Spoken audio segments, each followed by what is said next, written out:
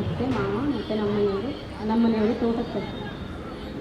ನಾನು ಬೇರೆ ಅದರ ಬೇರೆ ಏನಾಗಿರೋದು ನಮ್ಮ ಮನೆಯಲ್ಲಿ ಏನೇ ಆದಾಯ ಇದ್ದು ಅದರಿಂದ ಅವ್ರ ಮನೆಗೆ ಕೊಡ್ತೀವಿ.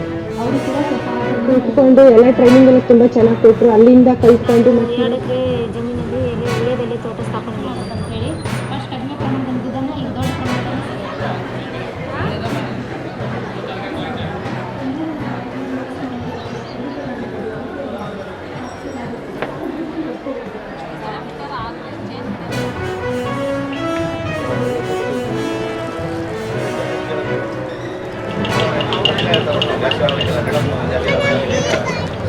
ಇದೇ ಹೇಳಿ ಸರ್.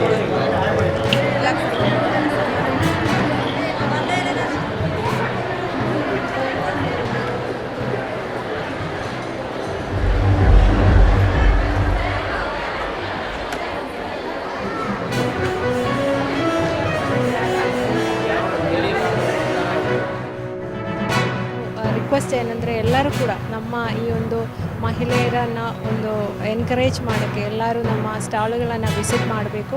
ಆಮೇಲೆ ಅವರ ಪ್ರಾಡಕ್ಟ್ಗಳನ್ನು ತಾವೆಲ್ಲರೂ ಪರ್ಚೇಸ್ ಮಾಡುವ ಮೂಲಕ ಅವರಿಗೆ ಒಂದು ಪ್ರೋತ್ಸಾಹನ ಆಗ್ತದೆ.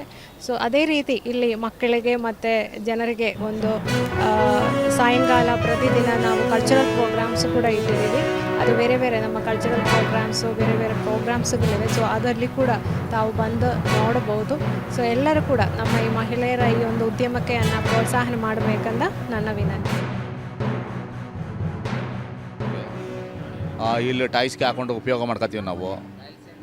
ಟಾಯ್ಸು ವುಡನ್ ಟಾಯ್ಸು ಮರದ್ದು ಇದು ಎಲ್ಲ ಮಿಷಿನಲ್ಲಿ ಮಾಡೋದು ಅಂಥದ್ದು ಟಾಯ್ಸ್ ನಮ್ಮದು ಇಲ್ಲಿ ಕಟ್ಟಿಗೆಯಲ್ಲಿ ಮರದಲ್ಲಿ ಮಾಡಿರುವಂಥದ್ದು ಎಲ್ಲ ಬುಗುರಿ ಆಗ್ಬೋದು. ಮತ್ತು ಇಲ್ಲಿ ಕಾಣಿಸ್ತಿರುವಂಥ ಇಲ್ಲಿ ಬೊಂಬೆಗಳು ಇಲ್ಲಿ ಬಾಟ್ಲೇಡಿ ಆಗಿರ್ಬೋದು ಅಥವಾ ಇಲ್ಲಿ ಬಳೆಗಳು ಬ್ಯಾಂಗಲ್ಸ್ಗಳು ಇವೆಲ್ಲನೂ ಕೂಡ ನಾವು ಮಾಡ್ತೀವಿ. ಹಾಗಾಗಿ ಪೂರಾ ಇಲ್ಲಿ ವುಡ್ಡಲ್ಲೇ ಮರದಲ್ಲೇ ಮಾಡಿರುವಂಥದ್ದು ಇಲ್ಲಿ ತಗೊಂಬಂದು ಇಲ್ಲಿ ವಸ್ತು ಪ್ರದರ್ಶನದಲ್ಲಿ ಭಾಗವಹಿಸ್ತಾ ಇದ್ದೀವಿ.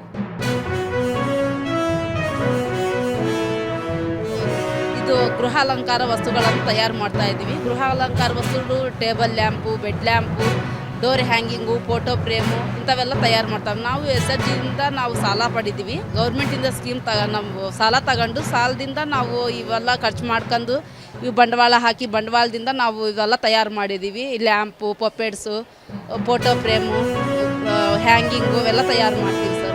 ಗುಂಪಿನಲ್ಲಿ ನಾವು 14 ಜನ ಇದ್ದೀವಿ. 14 ಜನದಿಂದಲೂ ಇದು ತಗೊಂಡು 14 ಜನನೂ ಮಾಡ್ತೀವಿ.